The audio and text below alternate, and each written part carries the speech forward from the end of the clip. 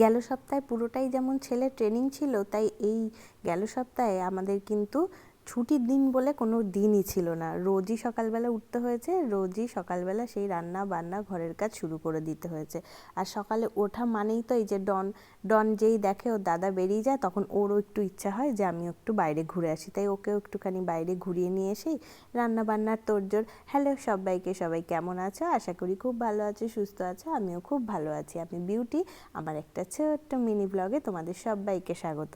আজকে তো সোমবার, তাই সোমবার দিন আজকে সকালবেলায় হঠাৎ করে দেখো পনিরের তরকারি রান্না করেছি। সোমবার কিন্তু আমাদের নিরামিষও না, পনির হওয়ারও কোনো চান্স নেই, কিন্তু হঠাৎ করেই বোসবাবু বেশি করে এনেছিল, ছানা এনেছিল। সেই ছানা থেকে কিন্তু পনিরটা আমি বাড়িতেই রান্না করেছিলাম, মানে তৈরি করেছিলাম।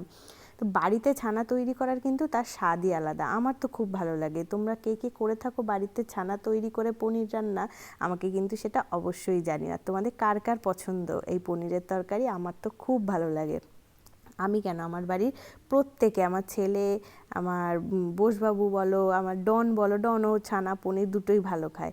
তাই আমাদের এই বাড়িতে পনির রান্নাটা খুব কমন ব্যাপার। তাই আজকে সকালবেলা সেই ছানা দিয়েই কিন্তু পনিরের তরকারিটা রান্না করেছিলাম। রান্নাটা হয়েও গেছে।